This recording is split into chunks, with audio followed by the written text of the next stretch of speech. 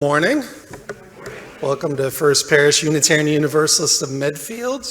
Welcome to all of those who are streaming in from home. We hope you all will stay following the service for social hour downstairs. This congregation first gathered in 1651, settling on this land that was and is still now the homeland of the Nipmuc Nation, who inhabited this area for thousands of years. Their land was taken by force, and their lives were oppressed by the European colonists who settled this town, this state, this nation. However, despite this atrocity, Nipmuc descendants continue to live here today. As Unitarian Universalists, we are called to name the wrongs committed against indigenous peoples and to work to dismantle the systems of oppression that continue to harm indigenous people today.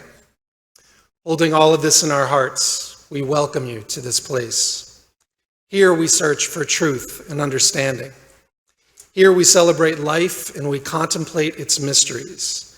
Here we share healing and wholeness. So whoever you are, wherever you're from, whatever you believe, whomever you love, we welcome you to this congregation. We who have learned so well to keep going, come here this morning to pause. To slow down the headlines, the decisions, the daily worries of our lives. Here, held in a story bigger than any of us, held in community that is breathing together, in this one place, this one precious hour, we come. To be carried along in our unknowing, safe in the space that holds all of our stories, ancient and newborn. We come to listen to the wisdom of all those who have come before, ready to receive all who will come next. Friends, let us worship together.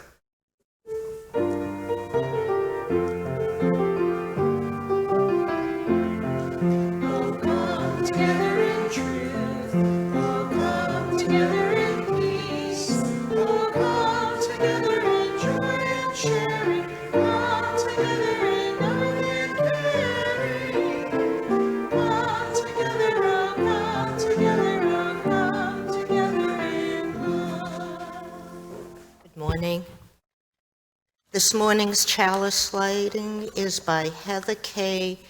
Janules, and it's called For the Freedom of Faith. Our prophets died for the freedom of faith. We are here in their spirit. We are here to practice and sustain our living tradition, to light a chalice claiming for justice the heat and the power of fire. In our free faith, we are here seeking freedom from despair, the freedom to be loved as ourselves, and the freedom to grow beyond imagination. We are here, gathered in the name of all that we find holy. Let us give thanks for the gift of gathering here.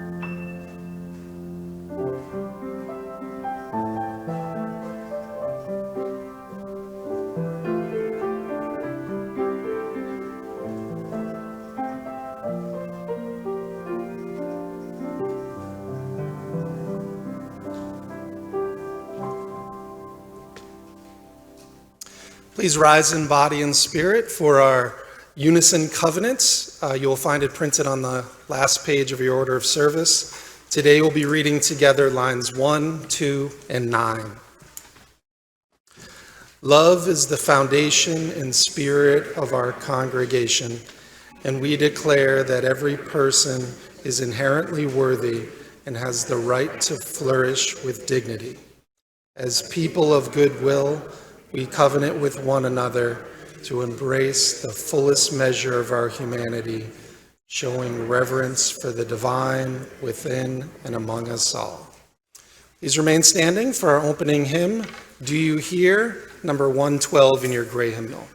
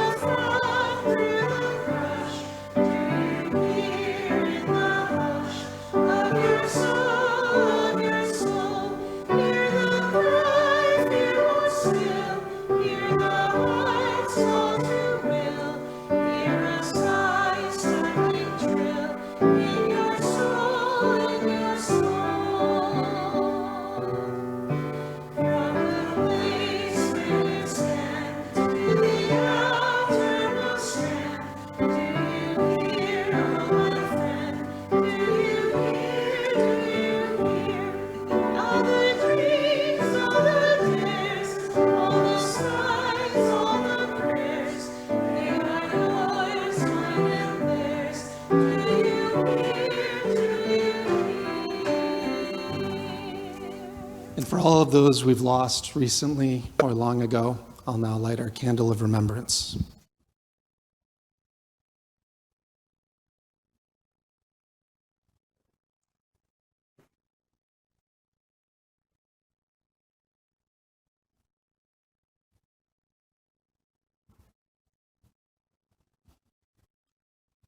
All right, well, now I'd invite up Jeanette Rule to lead us in our moment for all ages.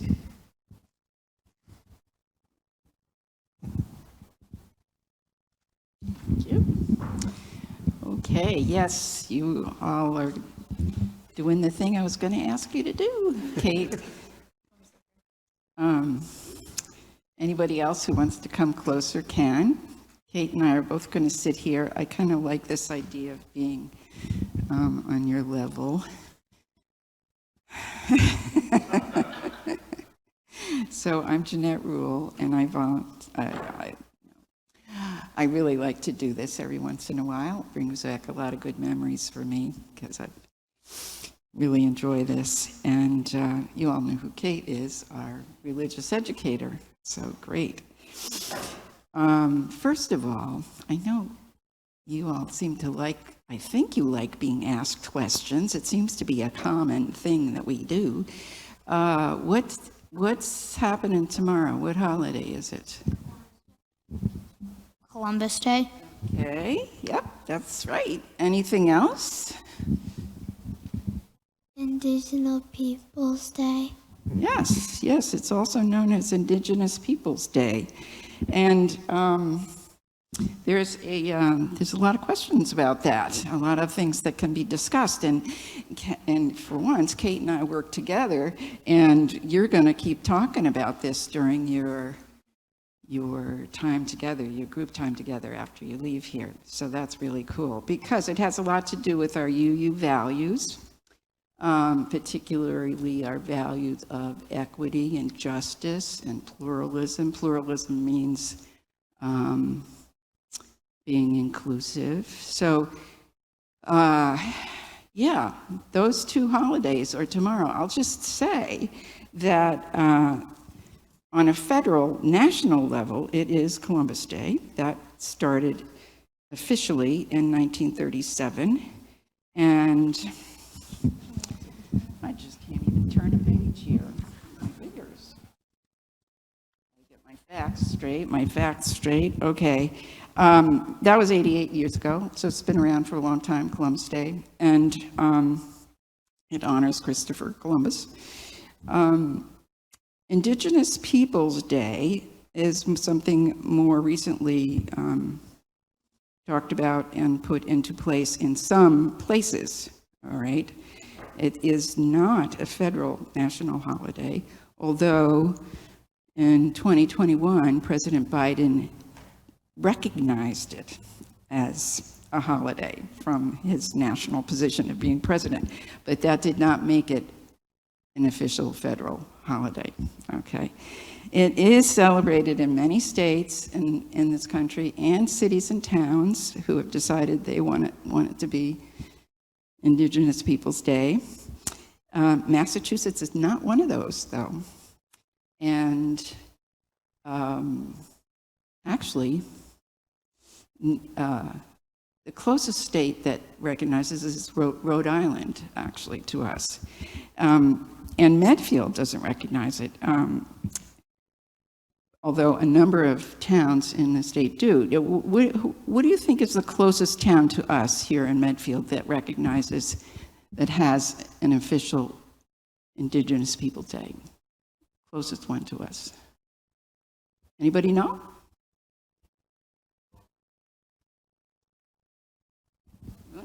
You're wrong. Okay. Westwood, Oh, it's a good guess. It's a good guess. Medway, Yes. How did you know that? You knew that? Or are you just guessing? I'm going to say you knew it. Okay, Medway. Medway is the closest town, and none of the other ones around us do. Not officially, anyway. It's something that could be done, though. How about that?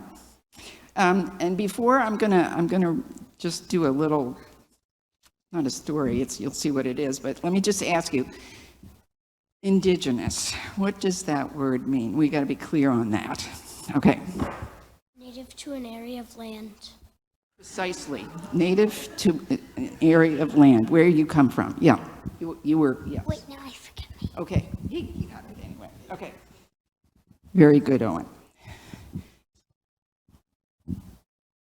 All right. Now we're going to do what I was going to do that's kind of hopefully fun. And Kate's going to help me. And when the time comes, let me just say, you're going to help me read some of these words. These two words, these are, I think you all are readers probably, already here. Okay, everybody's a reader. So, two words. Already here, good. All right, this is a song, but I'm going to say it as like a spoken word kind of thing because I actually could not get the tune whatsoever. It's a song written by Nancy Schimmel. I've adapted it a little bit by adding some more Native American tribes names into it. And she calls it 1492, although a good title for it could be Already Here, actually. So here we go. In 1492, Columbus sailed the ocean blue. It was a courageous thing to do, but someone was already here. Everybody say, already here. Very good. The Wampanoag and Cherokee, the Nipmuc and Menominee, the Onondaga and the Cree. Columbus sailed across the sea, but someone was already here.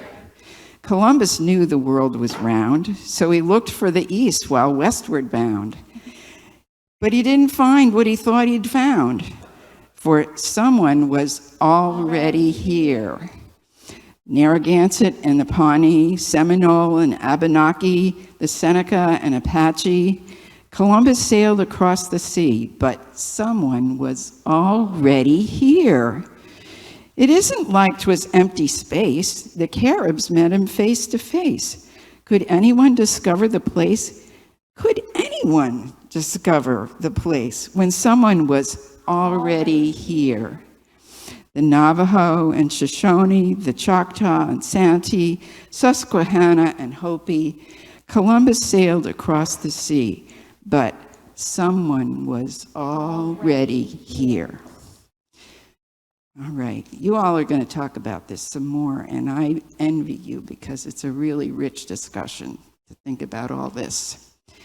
Everyone else, you'll get a chance down in the vestry during social hour to look at the legislative agenda of the Massachusetts Indigenous Legislative Agenda and how you can participate in promoting Indigenous rights in Massachusetts. So, see you later.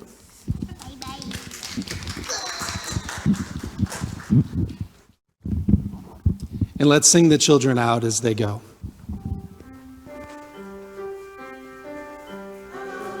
Peace, go in peace. May the spirit of love surround everywhere, everywhere you may go. Go now in peace, go now in peace. May the spirit of love surround you everywhere, everywhere you may go. This morning's reading is called Give All to Love, and it's by Ralph Waldo Emerson. Give all to love, obey thy heart, friends, kindreds, days, estate, good fame, plans, credit, and the muse. Nothing refuse. 'Tis a brave master, let it have scope. Follow it utterly, hope beyond hope. High and more high it dives into noon with wings unspent, untold intent, but 'tis a God knows its own path. And the outlets of the sky 'tis not for the mean, it requireth courage stout souls above doubt. Valor unbending, such 'twill reward. They shall return more than they were, and ever ascending. Thank you, Louise. Well, there's this wonderful biography of Ralph Waldo Emerson written by Robert Richardson entitled The Mind on Fire. It begins this way. On March 29th, 1832, the 28-year-old Emerson visited the tomb of his young wife, Ellen, who had been buried a year and 2 months earlier. He was in the habit of walking from Boston out to her grave in Roxbury every day. But on this particular day, he did more than commune with the spirit of the departed Ellen. He opened the coffin. Ellen had been young and pretty. She was 17 when they were engaged, 18 when they were married, and barely 20 when she died of advanced tuberculosis.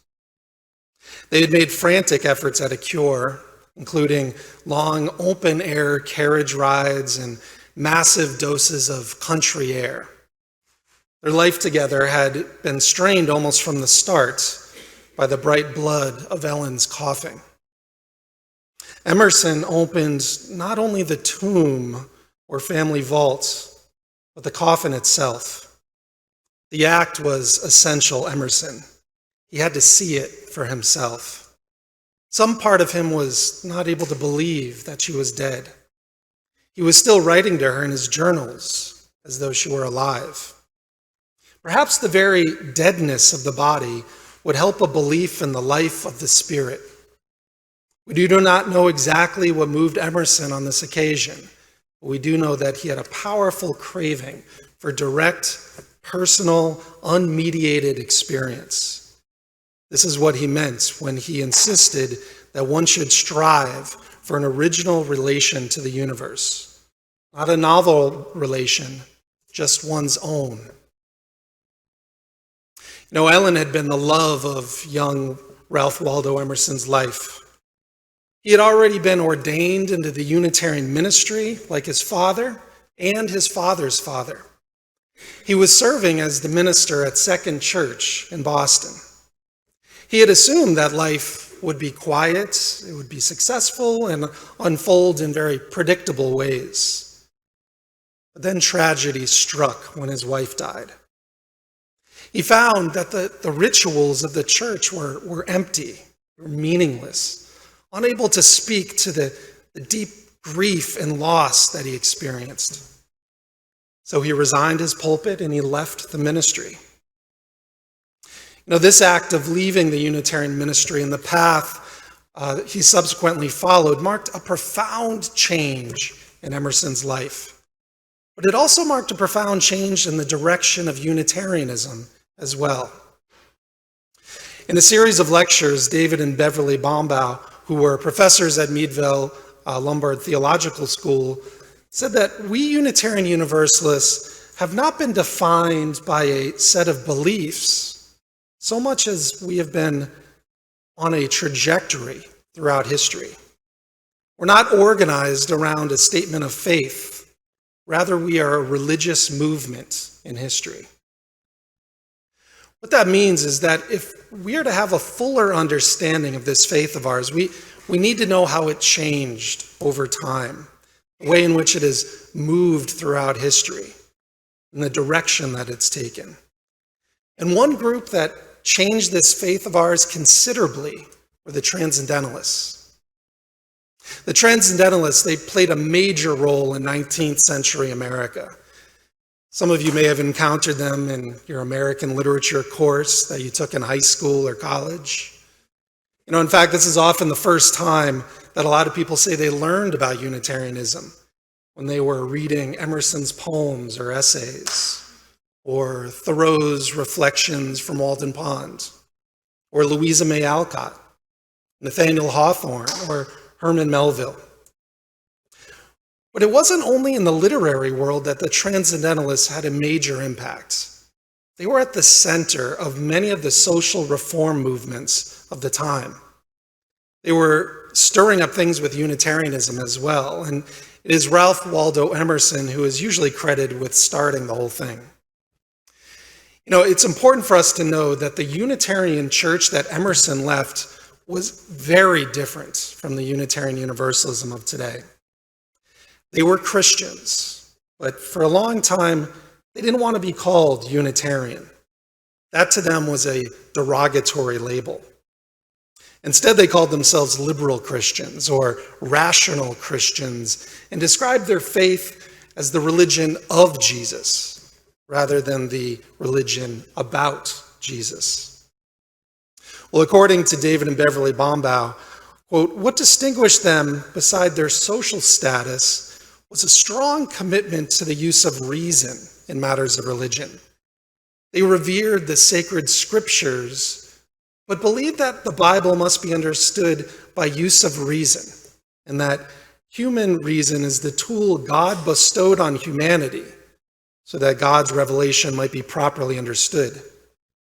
It's important to note here that when the early Unitarians spoke of reason, they were speaking from an understanding which had been shaped by the Enlightenment, and especially by the philosophy of John Locke, who held that the human mind comes into this world a tabula rasa, a blank slate upon which experience writes its lessons.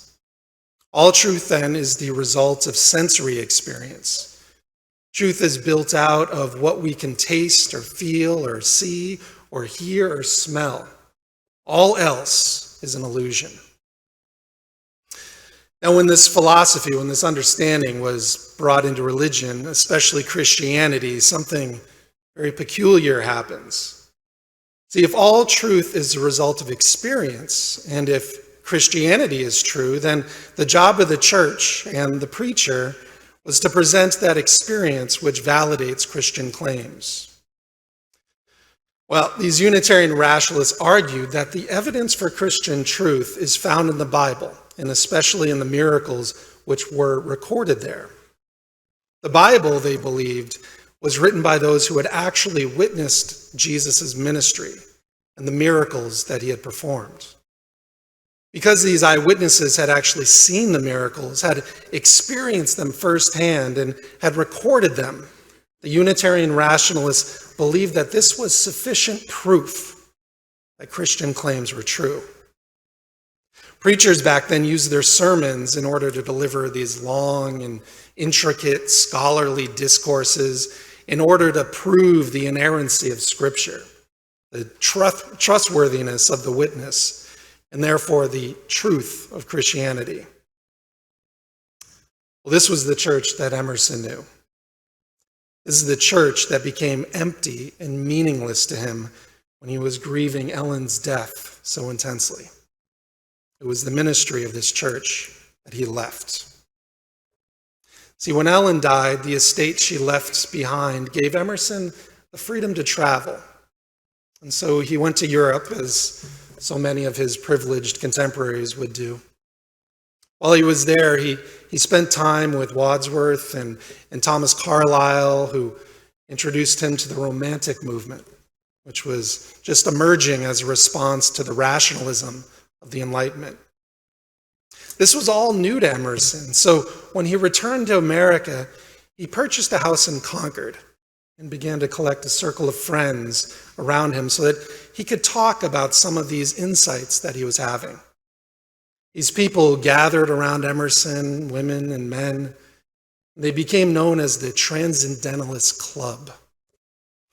Emerson, because he was financially independent, was able to spend his time in study and writing and on the lecture circuit where he shared his new understandings, his radical understandings of the time. See, for us, you use the pivotal event associated with Emerson was when he was invited to deliver the graduation address at Harvard Divinity School in 1838. The Divinity School at Harvard was Unitarian at that time, but it was the old form of Unitarianism, in which ministerial students were taught that the miracles of Jesus were proof that Christianity was true.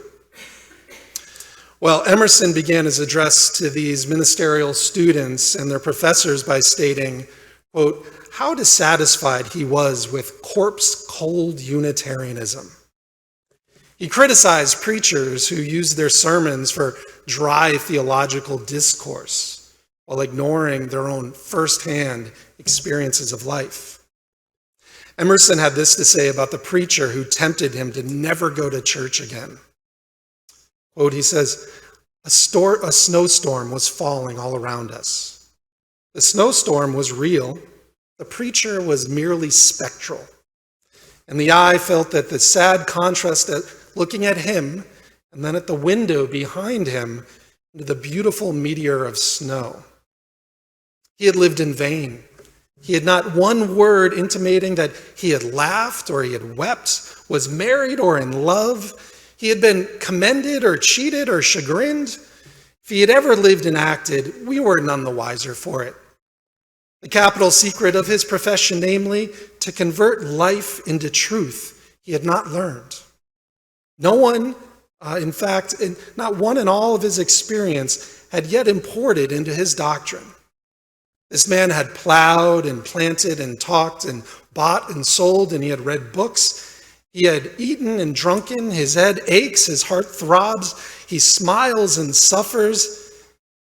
Yet there was not a surmise, a hint in all of the discourse that he had ever lived at all. Well, Emerson went on to urge all of those listening, young men about to embark on a career in ministry, to abandon the traditional focus on the testimony of the past as the source of religious truth. Instead, to focus upon their lives, their own experiences of the sacred. He insisted that God not only spoke in the past, but speaks today to those who open themselves to the meaning of their own experience of the world. Emerson continued, the stationariness of religion, the assumption that the age of inspiration is past, that the Bible is closed, the fear of degrading the character of Jesus by representing him as a man, indicate with sufficient clearness the falsehood of our theology. It is the office of a true teacher to show us that God is, not was, that God speaks, not spoke.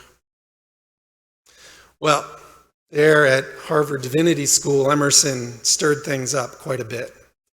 The faculty at Harvard were incensed, and they warned that students, they'd better wake up and they better not take Emerson seriously or that their careers would be ruined. Articles in the newspaper were hostile. Unitarian ministers and the denomination as a whole denounced what he had said and made it clear that he did not represent Unitarian belief. Well, they had good reason to denounce what Emerson had said because what he was doing was challenging in public the assumptions concerning the foundational authority of Christianity and the reliability of the testimony on which it was founded.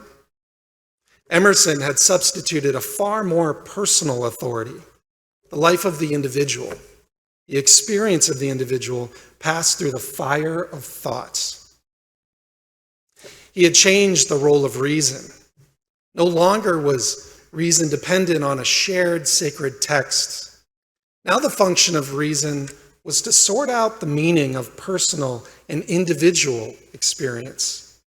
My encounter with the holy now acquired the authority that once rested with those who had lived in ancient times and were long dead. This life and my experience and understanding of it contained all the authority that was necessary. Well, the faculty at Harvard and other Unitarian leaders knew that this was a threat because what he was doing was weakening the authority of Christianity within Unitarianism. And this is indeed what happened. Well, following this momentous occasion, Emerson didn't take on those who were attacking him.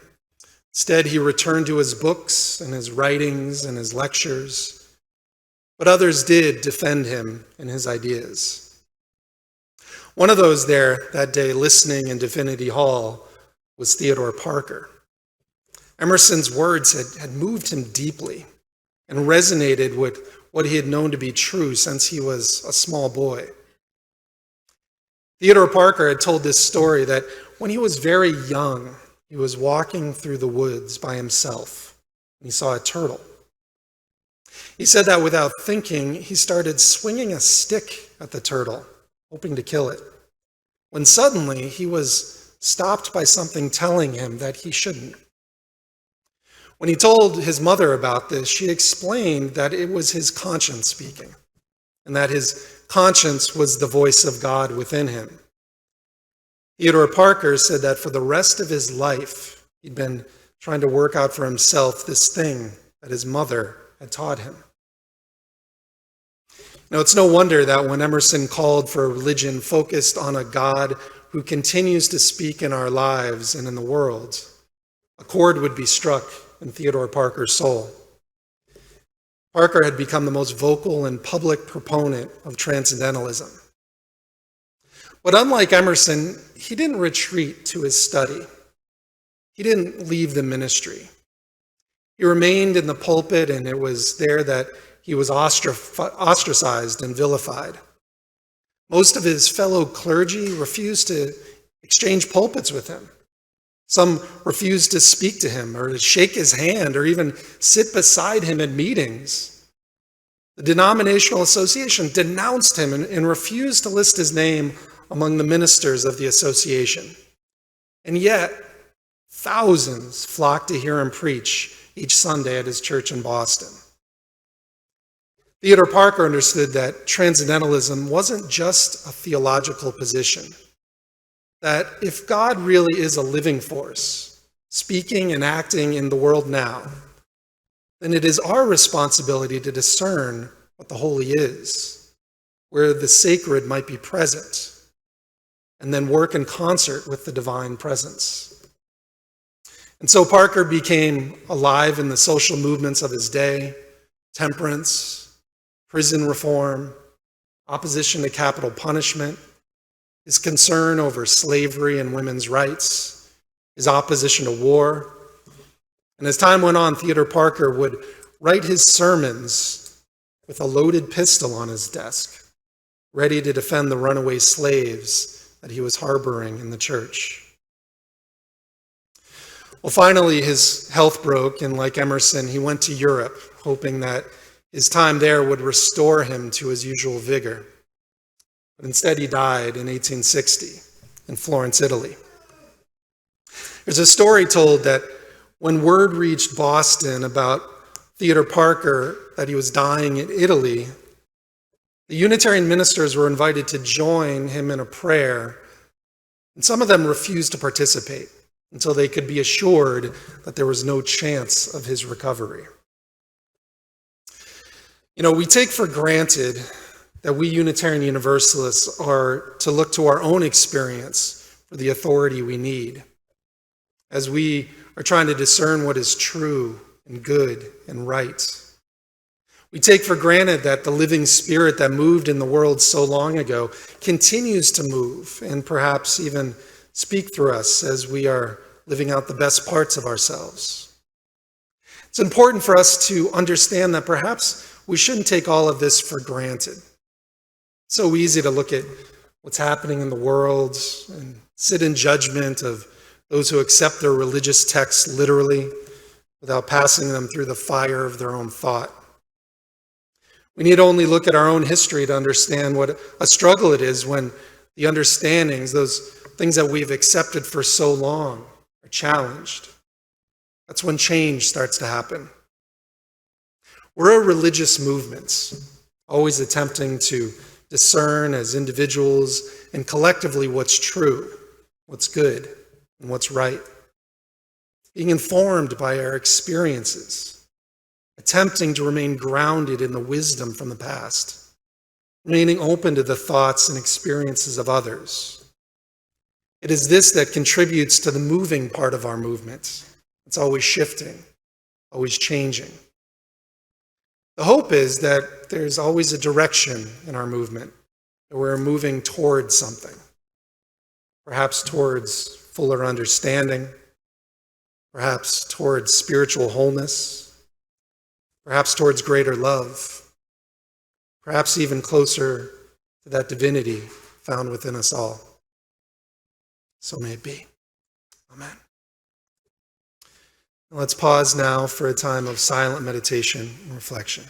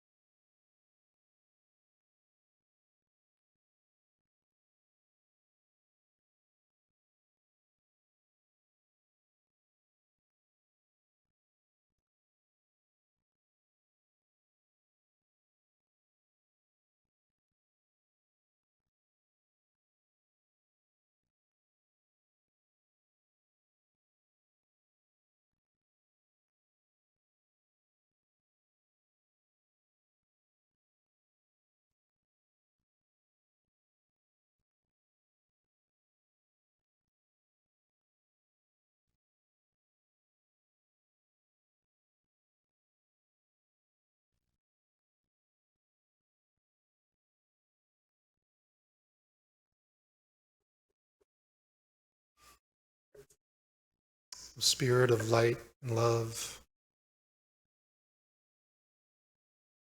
Spirit moving through us and with us, shining in sunlight and starlight. Spirit that sings in the voices of birds, in the voices of children.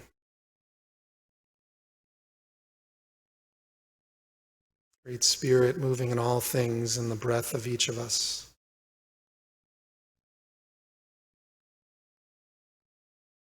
be with us this morning as we hold in our minds and hearts the needs of this community.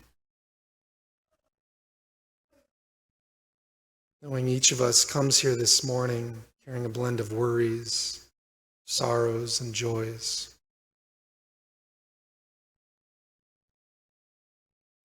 Bless us as we give and receive with one another. Help us to live with strength and grace. In the peace of this morning, the strength of this gathered community, let us rest together for these moments, knowing ourselves to be full and whole, just as we are, however we come into this place. So may it be.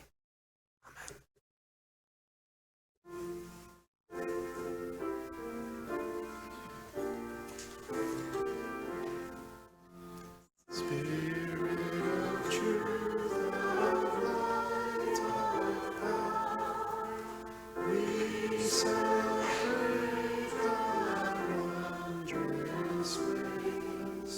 Unite our hearts this sacred hour, in faith and hope and charity.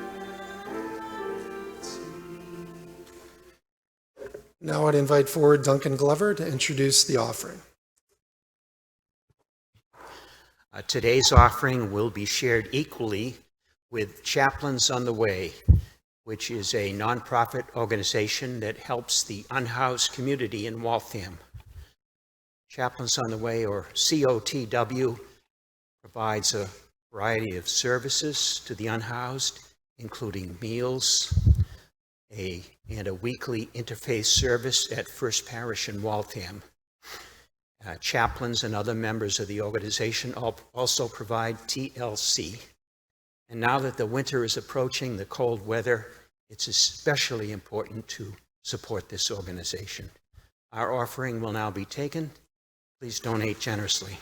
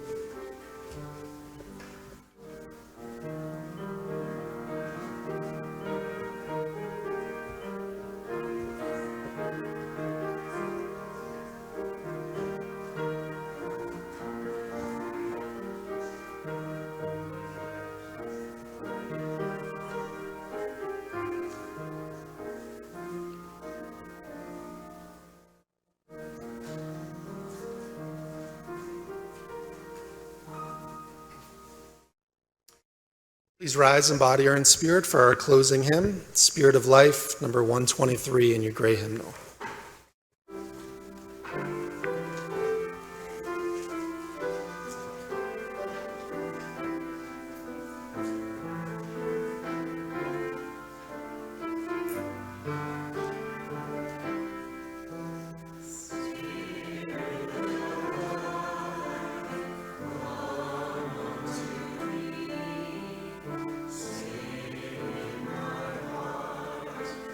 Spirit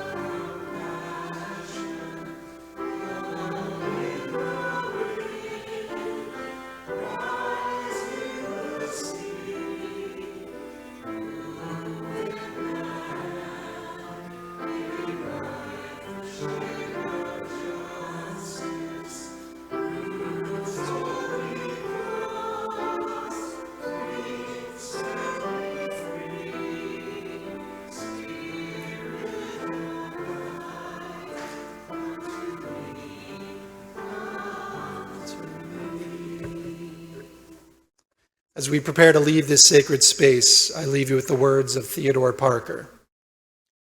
Be ours a religion which, like sunshine, goes everywhere. Its temple, all space. Its shrine, the good heart. Its creed, all truth. Its ritual, works of love. Its profession of faith, divine living. So may it be.